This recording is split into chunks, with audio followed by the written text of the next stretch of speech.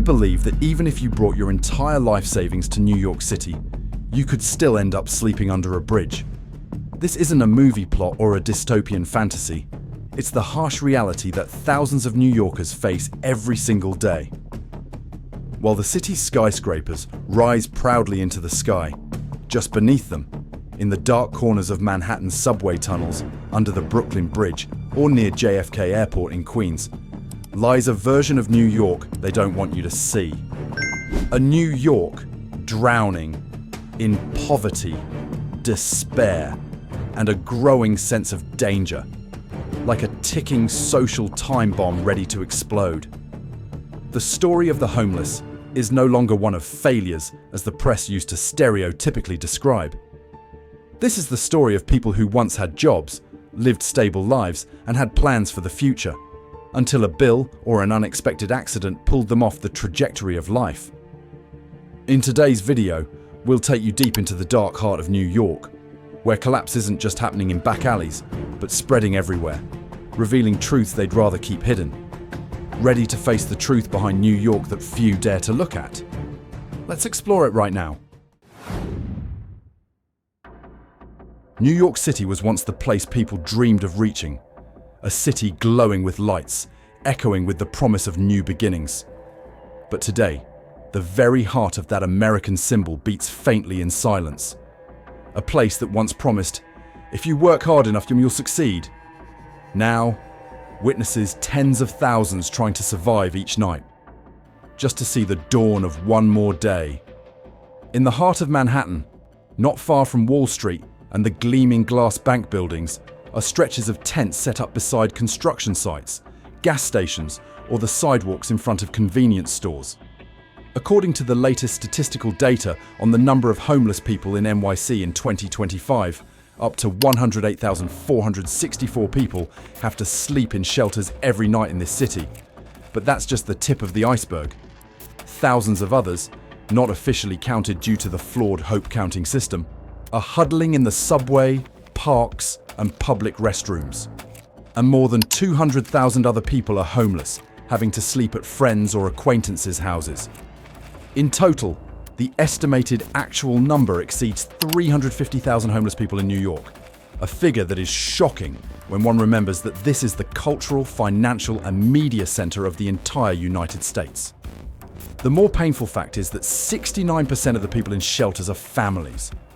In the past 2 years, more than 146,000 children in NYC have fallen into homelessness, equivalent to 1 in 8 students. Those numbers are not just data. They are the sounds of struggle from a generation growing up without a place called home. For many older people who lived through the golden age of America, what is happening today in New York is nothing short of a cultural shock in reverse.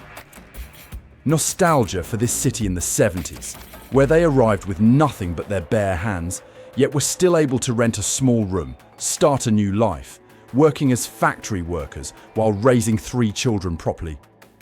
New York back then was a place of beginnings, not an end. But now, amidst the million-dollar buildings, there are families quietly living in old cars parked by the roadside. Children growing up like stunted plants sprouting from the cold concrete. And people huddled on the sidewalks, afraid to fall too deeply asleep, fearing that what they might lose isn't just a few personal belongings, but their identity, dignity, and the life they once tried to preserve. A society can only be called strong when it does not leave anyone behind. But if New York itself, once a symbol of tolerance, opportunity, and the resilience of America, can no longer provide shelter for those who work the hardest, then is there anywhere in this country that is truly safe? If you think what is happening on the surface in New York is already horrifying, then imagine what awaits deep underground, a place where the word despair seems too mild to describe.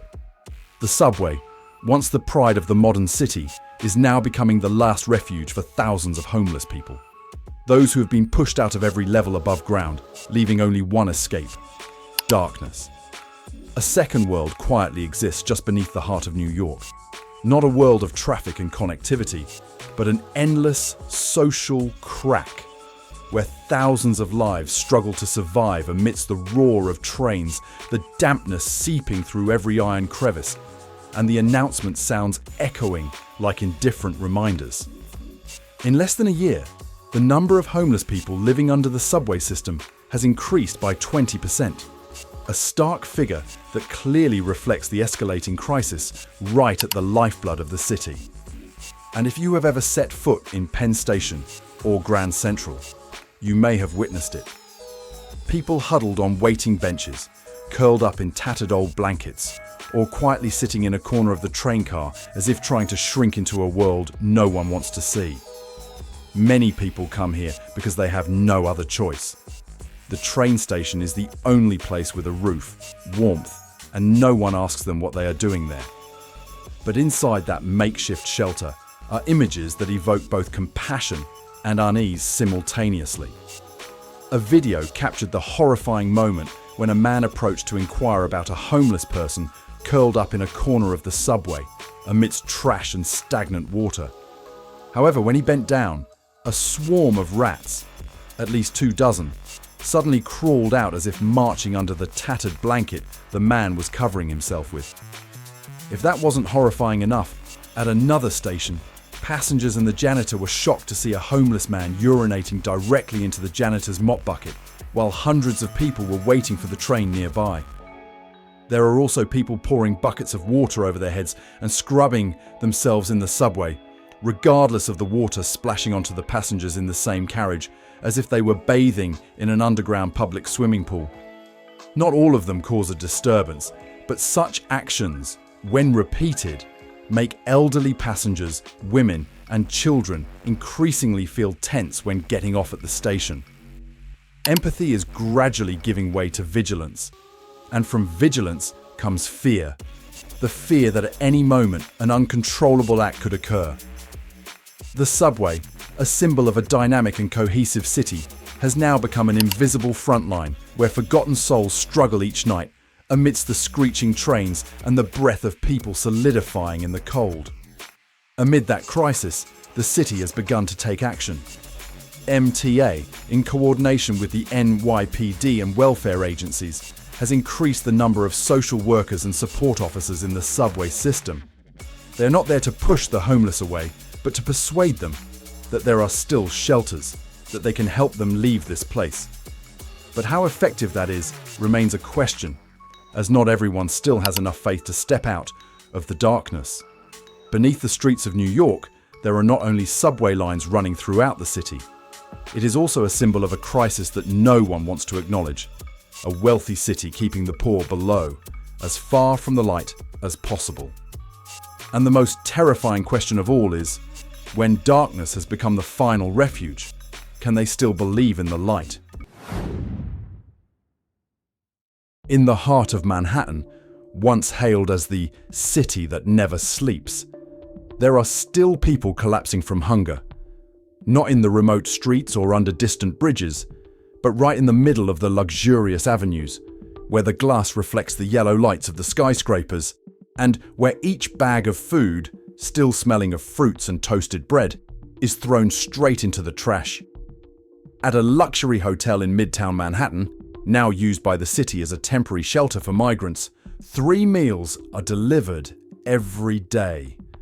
But according to the staff working there, the amount of food being thrown away was so much that they could no longer ignore it. Unopened sandwich boxes, sealed bottled drinks, apples, and freshly delivered loaves of bread from the morning, still warm, quietly lay in the trash bin next to the emergency exit. This is insane. This is fresh. This is good food. This is bags and bags of food being thrown away. It's not just waste. It is a painful paradox. While at one end of the city, food is thrown away without a second thought. At the other end, the homeless have to scavenge through trash every day, drink water from fire hydrants, and go to bed hungry every night. The city, once built on the spirit of sharing and opportunity, now seems to have forgotten how to distribute what it has. What makes the situation even more bitter is that the money used to provide that food comes from the public budget. But when asked, the city refused to disclose the specific costs, nor did it provide accurate figures on the amount of food wasted. We cannot and would not ever force clients to finish food they had taken, but we do donate leftover food when possible.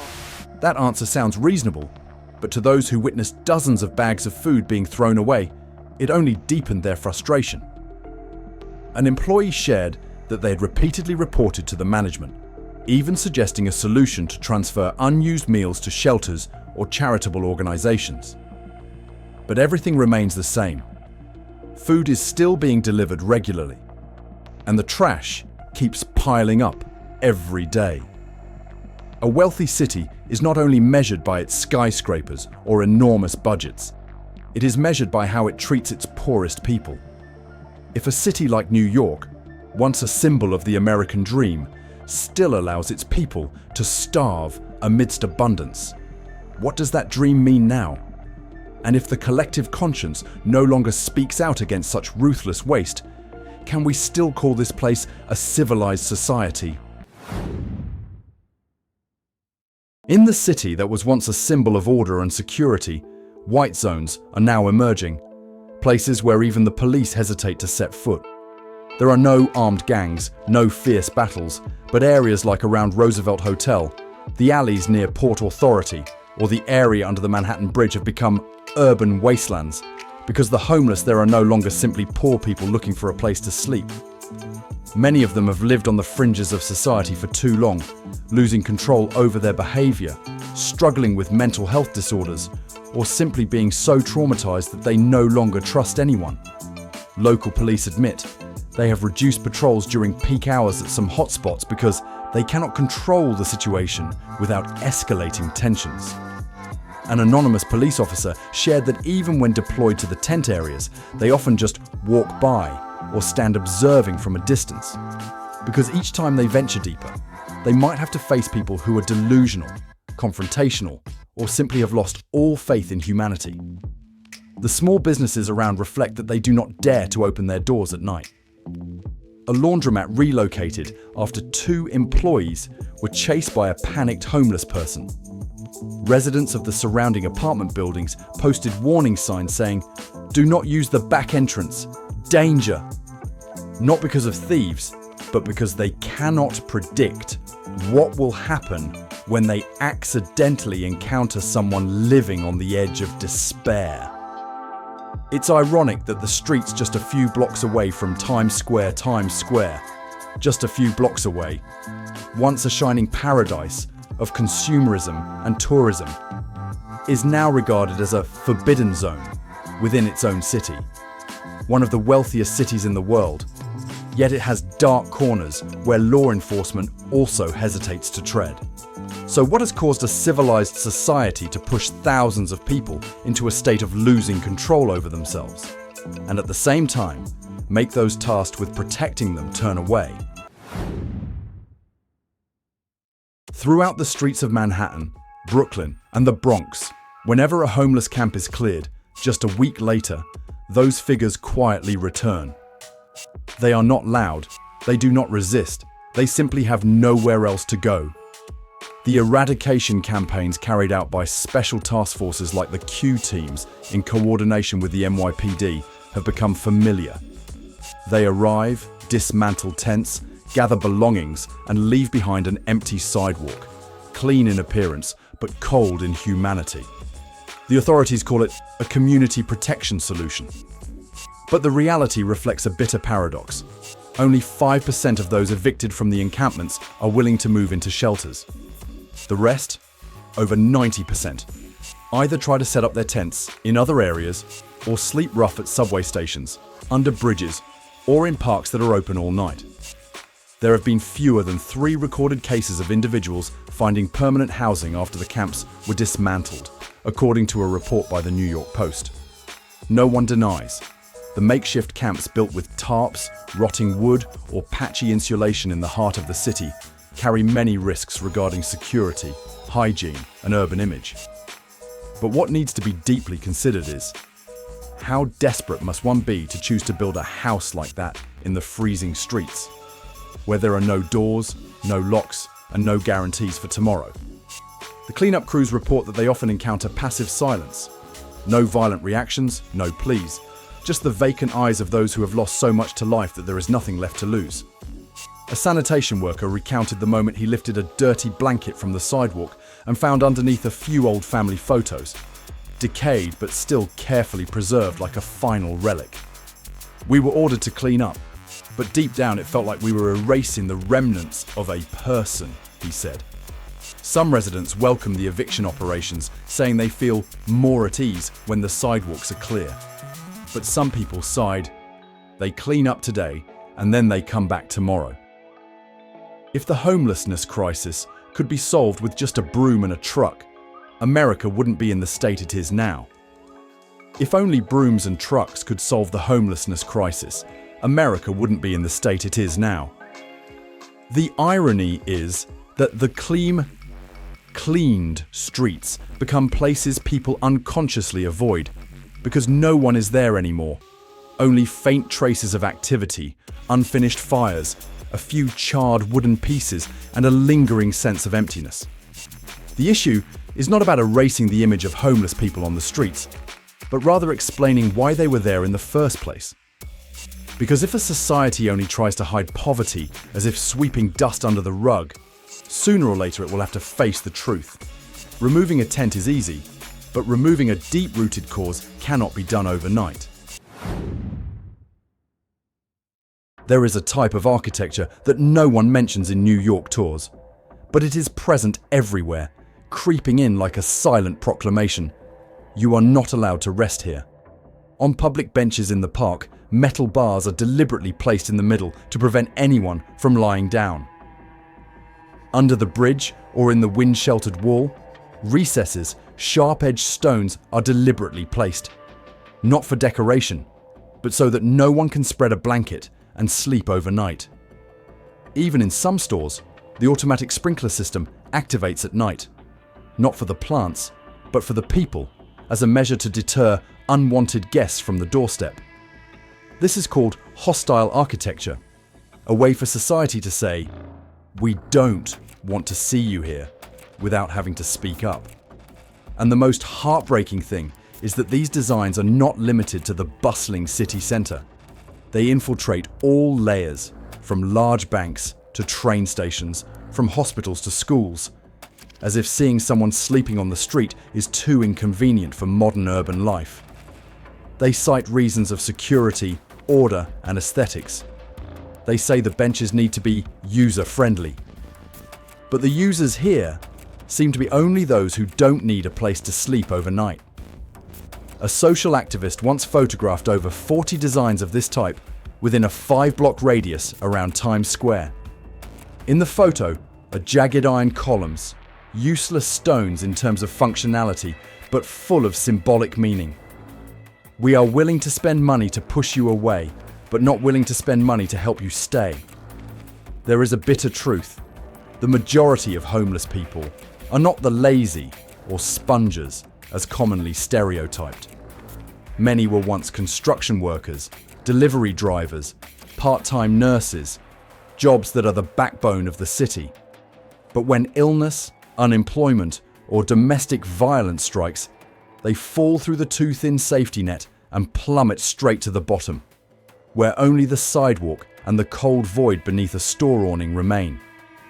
And instead of reaching out to pull them up, society erects more barriers so they no longer disturb others. No more scenes of sleeping on benches, no more shadows under the awnings, as if erasing them from sight means solving the problem. A city is not judged by the number of skyscrapers, but by how it treats its most vulnerable people. So, as New York becomes increasingly clean, tidy, and shiny, is that a sign of civilization, or a sign that we are learning to ignore more subtly? In a city that once prided itself as the center of the world, where buildings reach for the sky and the lights never go out, there are children who have to do their homework in old cars parked by the roadside. Elderly men and women over 70 have to sleep sitting on the subway all night to avoid the cold, or simply because they have nowhere else to go. This is not a story from a poor developing country. This is New York, the year 2025. Just in April of this year, alone, more than 37,000 children are sleeping in shelters in New York City. An astonishing number compared to any other city in the US. Those are the children who still go to school with backpacks, but at night have to sleep in a cramped room with their mother and two younger siblings on a mattress on the floor. At the other end of life, the elderly are not faring any better. The rate of homelessness among the elderly is increasing faster than in any other age group in New York. Those who once had stable jobs, who once contributed to society, now live alone, without family, without possessions, and no longer have the ability to start over. The elderly and children, the two groups that society should be most protective of, are the first to be left behind. And the tragedy is that this abandonment happens in silence. No major protests, no breaking news headlines. Just an elderly person dozing off at the bus station. A child eating cold bread in the corner of the shelter. A story swept away among the millions of hurried footsteps of the city. There is a very real gap between the slogans, "No one left behind," and the reality out there, where those who can no longer protect themselves are often the ones most easily forgotten. And if this city, the city once built by impoverished immigrants, which welcomed the world with the Statue of Liberty, now lets its own children and elderly wander the streets, then the lingering question remains, have we strayed too far from the values that once made America? New York was once a symbol of beginnings, where people carrying dreams stepped off ships, empty-handed but full of hope. Now, that very place has become the endpoint for tens of thousands of people. Not just the end of a home, but the end of the feeling of being seen, being protected, and living as a human being. Perhaps we cannot change the entire city in one night. But if each person starts with a genuine concern, then perhaps the future will not be written with indifference. If New York, the heart of America, can no longer keep a roof over the heads of those who once worked hard, then is there anywhere safe for the rest of us? If you think this video needs to be spread, please like, share, and subscribe to help us bring real stories to more people. Not to incite outrage, but to awaken what this society needs more than ever: understanding, awareness, and humane action. This video is made for educational purposes, social analysis, and sharing community perspectives. All data and situations are compiled from press sources, government reports, social media, public forums, and information from eyewitnesses at the scene. We do not hold any individuals or organizations responsible, do not promote extremist behavior, and do not draw political conclusions. Instead, we hope to open honest dialogues, so that each of us not only watches the video, but also reflects on our own city, our own community, and our own role in this story.